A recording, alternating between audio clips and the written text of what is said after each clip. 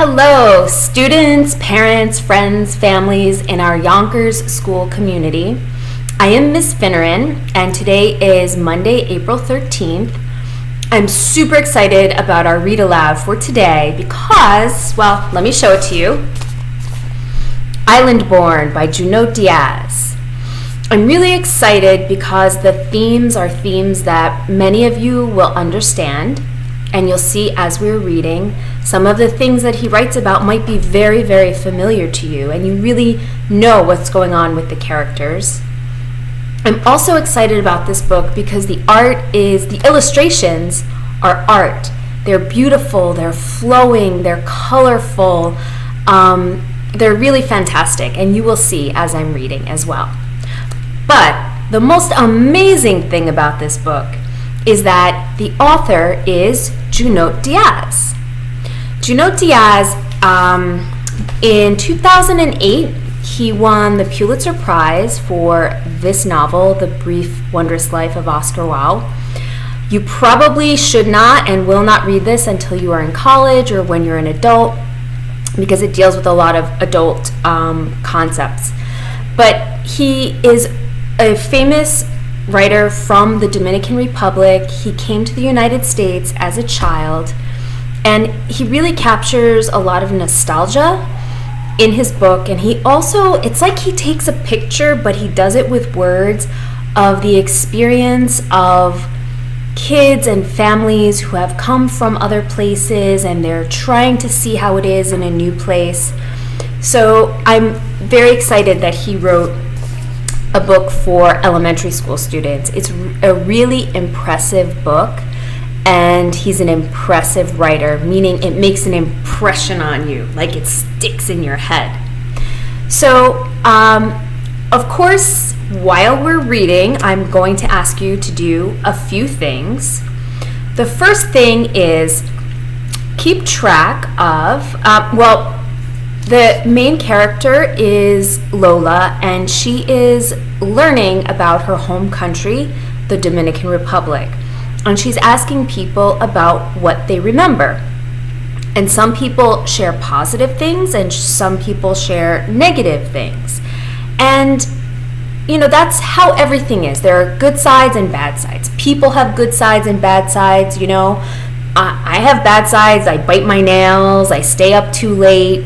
But I also have good sides too.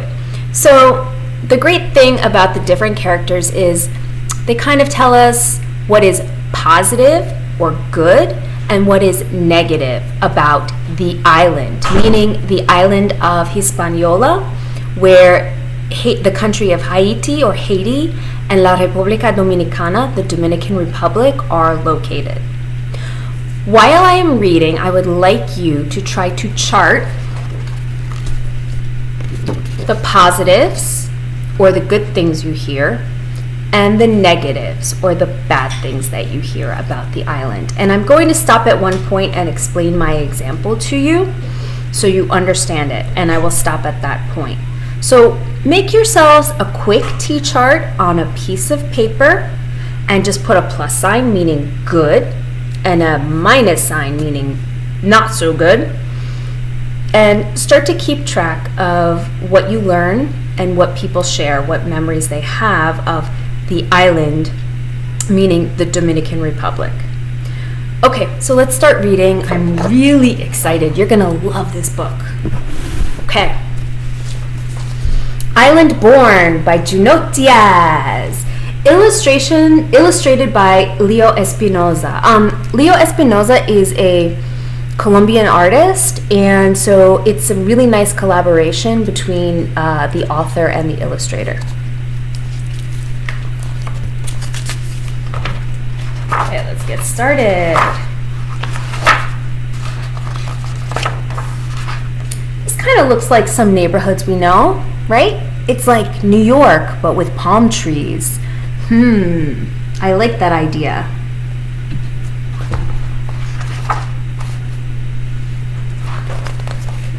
Okay, here we go.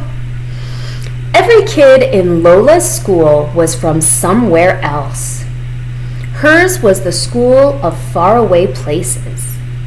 Mai was from a city so big that it was like its own country. India and Camila were from a stony village at the tippy top of the world. Mateo had lived in a desert so hot even the cactus fainted. Nu was born in a jungle famous for its tigers and its poets. And Lola was from the island. And you see how island is capitalized.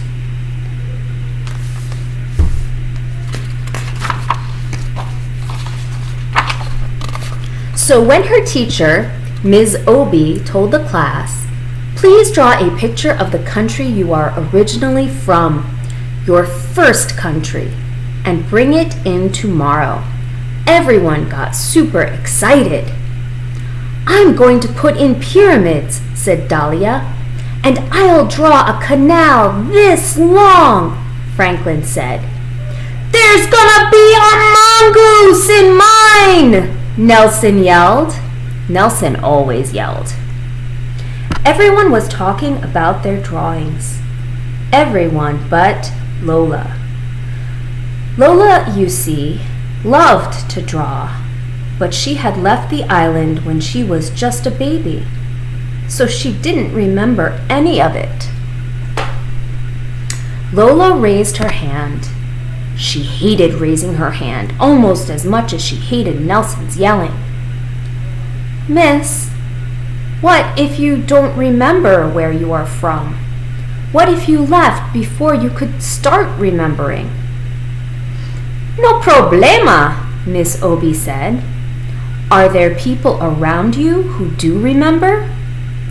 "Like my whole neighborhood," Lola said, "and they're always talking about the island." "Well then," Miss Obi started, "maybe," but Lola finished her sentence. "I should talk to everyone who does remember. I should draw from their memories."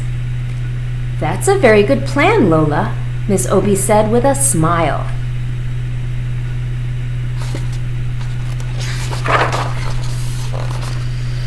Lola started feeling better about the assignment, but then she saw all the other kids chatting excitedly about what they were going to draw, and it made her feel sad.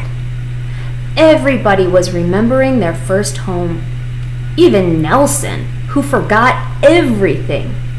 Nelson even forgot his last name once, for like an hour. Lola had always wanted to remember the island, but no matter how hard she tried, she never could.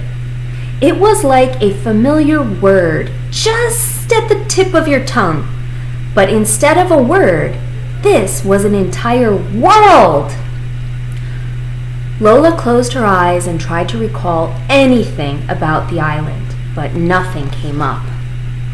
She kept trying all through the school day. To help her focus, she put her fingers on the sides of her head, like her Abuela's psychic sometimes did.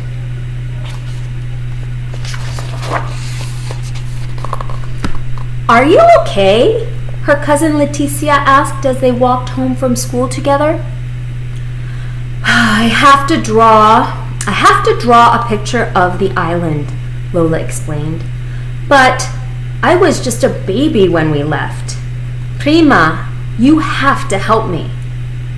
"I don't remember a lot either, except for the bats. They were as big as blankets, and they used to chase after me at night." Blanket bats. Lola pulled out her notebook and began to sketch. So I just want to stop right there for 10 seconds and show you that on my charts of positives and negatives, I think big bats chasing me are not good. They're a negative. So I wrote on the negative side, big bats, and who told Lola about them? Leticia. Then I use this to create a sentence. Leticia recounts a story about big bats. This is a scary memory. What I'm going to do is take a photo of this chart for you so that you can use it to help you as you're charting the positives and the negatives. And also with the sentence frames, these will help you write sentences about what you learn from the characters. Okay, let's continue. Blanket bats, look at those blanket bats. Leticia stopped Mrs. Bernard, who always sold them crispy empanadas after school. Mrs. Bernard, what do you remember most about the island? Why, the music, of course. The whole country is like the inside of a huera, like the inside of a drum. You mean like our neighborhood? Lola said. The neighborhood had so much music, it was like a radio with the dial broken off. On the island, there's even more music. There's more music than air, and everyone is always dancing. Even in their sleep, people dance. Sleep dancing, Lola sketched.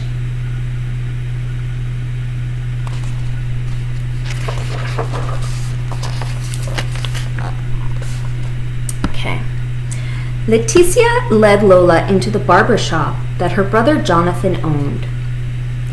Lola has to do an assignment about the island. She needs to know what you remember most about it. Huepa, said Jonathan, laughing. The agua de coco. How wonderful it tastes when you drink it right from the coconut. Mr. Rodriguez sat up in the chair. And the mangoes that are the size of your head and so sweet. They make you want to cry, Lola said. She loved mangoes. That's it exactly.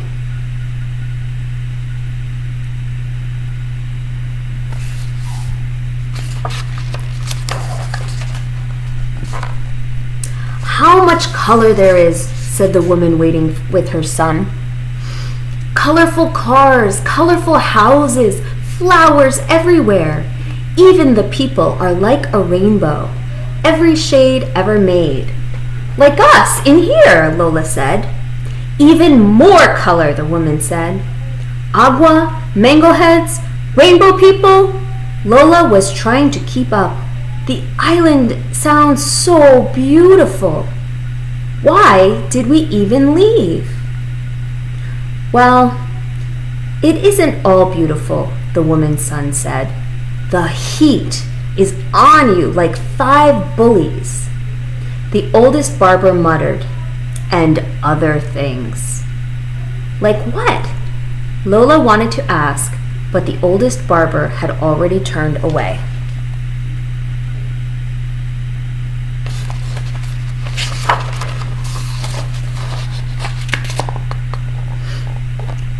In the lobby of their building, the cousins ran into Mr. Muir, the superintendent. Leticia called out, "Hey, Mr. Muir, can you tell us what you most remember about the island?" "Nobody cares about that old stuff," Mr. Muir grumbled. "Just be glad that you live here." "Don't listen to him," Leticia said. "Keep going and call me later if you need any help, okay?" "I will," Lola said. When Lola got into the elevator, she put her fingers on her temples and closed her eyes. "Island," she said, like it was a cat. But like a cat, the island did not come.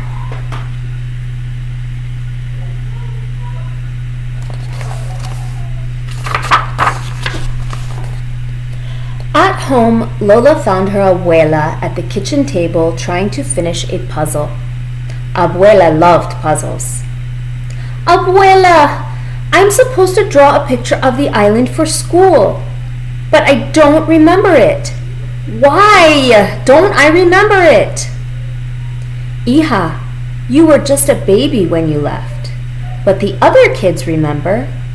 Just because you don't remember a place doesn't mean it's not in you." "Will you tell me what you remember most?" Lola asked.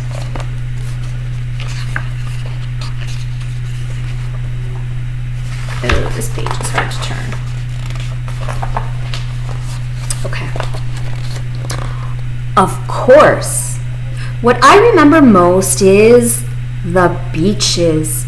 Hija, our beaches are poetry. You know when you hear your favorite poem? That's how it is to be on our beaches. Fish jump from the waves into your lap, and at sunset sometimes, the dolphins will come out of the water to bow goodnight. And up north, where I'm from, there are even whales in the surf. Beach poetry, dolphins, surfing whales. Lola sketched as fast as she could.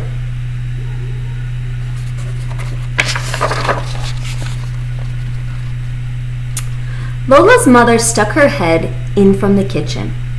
Hija, what I remember most is the hurricane that hit the island right after you were born. Like the biggest, baddest wolf of all, it huffed and puffed and blew thousands of houses into the sky. Where were we? Lola asked, her eyes wide. We were hiding under the bed is where we were, Abuela said. That's right, her mother said. And you know what? You never cried once. You were such a brave little girl. I wish I could remember that, Lola sighed. Well, it happened, her mother said. You might not remember the island, but it remembers you.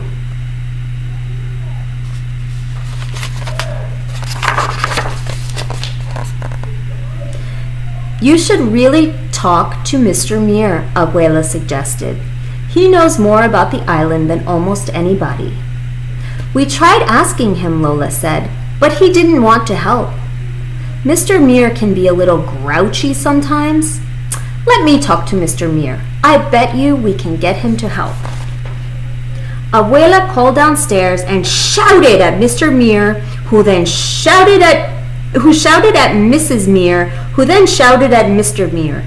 The old people were always shouting at each other. That's how they talked. Maybe Nelson was an old person in training. Go on down, Abuela said.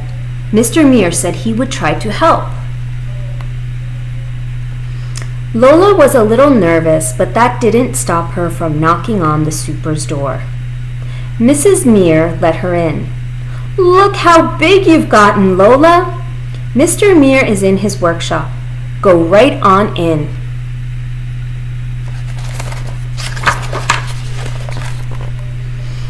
Mr. Muir looked up from the contraption he was fixing. Your grandma says you've been interviewing people about the island. Lola nodded nervously. Yes, sir. It's for a class assignment. What have they told you? She flipped through her sketches. Bat blankets, more music than air, fruit that makes you cry, beach poems, and a hurricane like a wolf.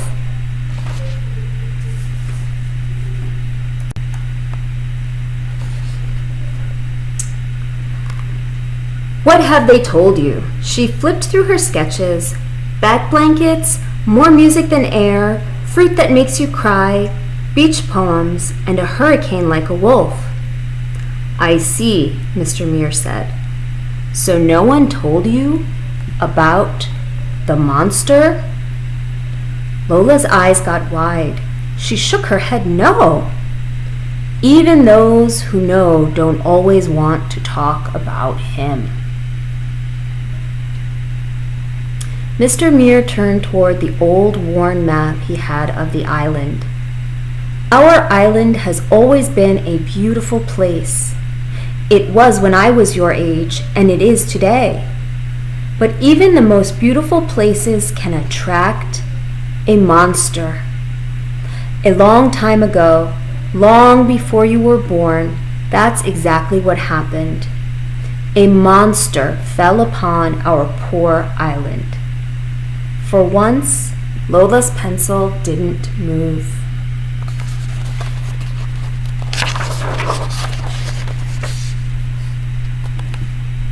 It was the most dreadful monster anyone had ever seen. The whole island was terrified, and no one could defeat it. It was just too strong. For 30 years, the monster did as it pleased. It could destroy an entire town with a single word and make a whole family disappear simply by looking at it. Lola's curly hair was uncurling with fear. Did you see the monster, Mr. Muir?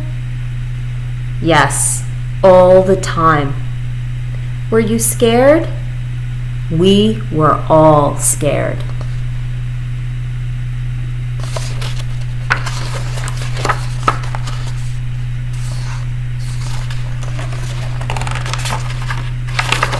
There we go.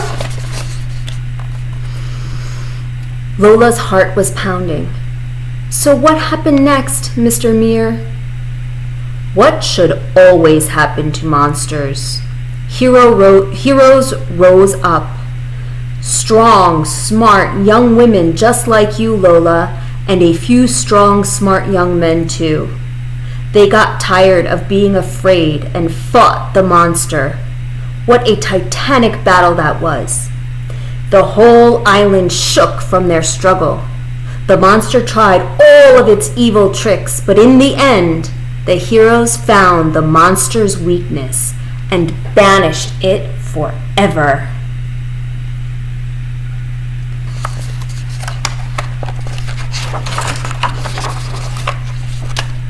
Wow, Lola whispered. What happened to the heroes? No one knows, really. It was so long ago. Mr. Muir took off his glasses and sighed. Anyway, you should get back upstairs. It's getting closer to dinner time. Thank you, Mr. Muir, Lola said. Thank you for all your help.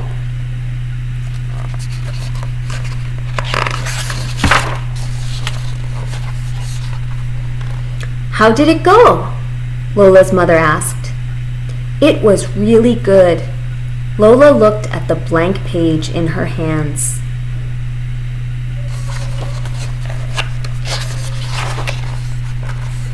Lola spent the rest of the night drawing the island. She started out with one page, but she needed more room, so she added another page and then another page, and soon she had a book. She worked through dinner, and she worked in bed, and was just finishing the last touches on the cover when her Abuela came in to check on her.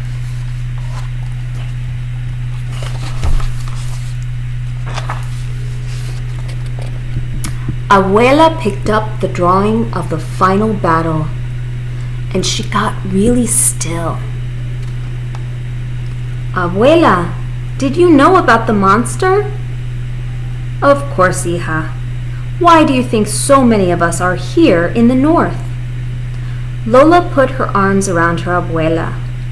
You must have been scared. Sometimes we were, her Abuela whispered, but we were also brave.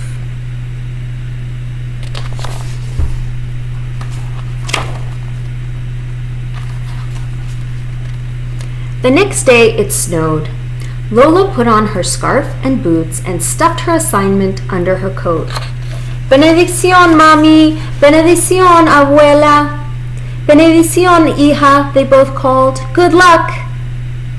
Mr. Muir was pushing garbage cans against the curb. Thank you, Mr. Muir, slayer of monsters. He laughed. Good luck, Lola, daughter of heroes.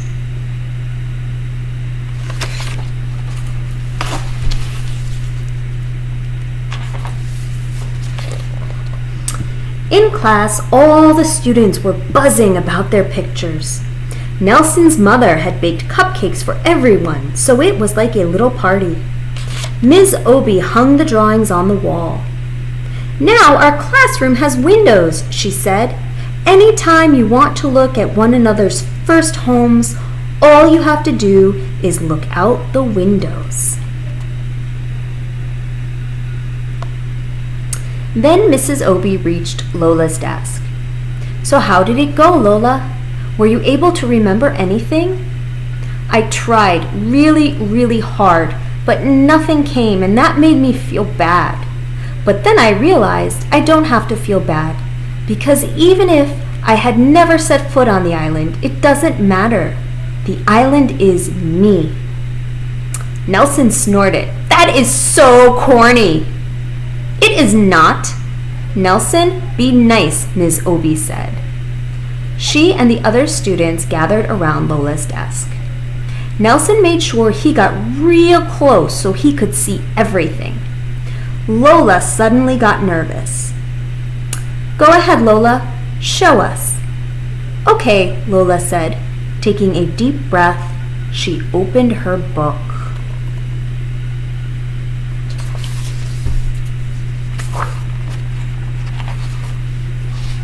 And out burst the island.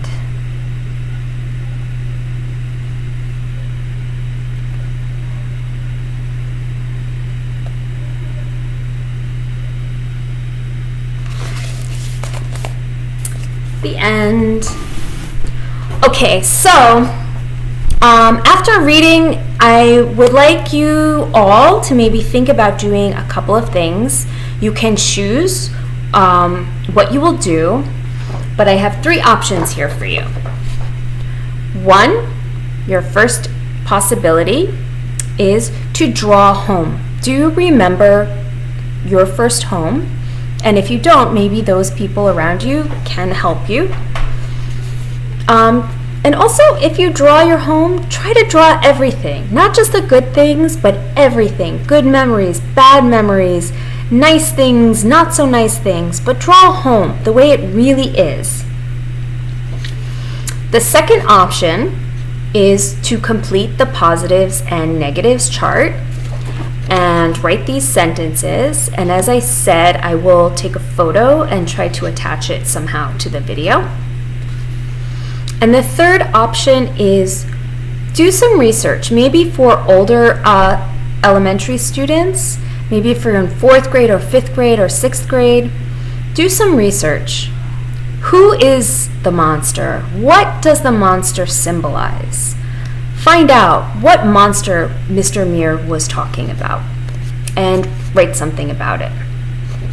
Okay. Thank you. I know it was a really long book, but it's a great book. So thank you for listening. I hope we all see each other again very, very soon. Bye.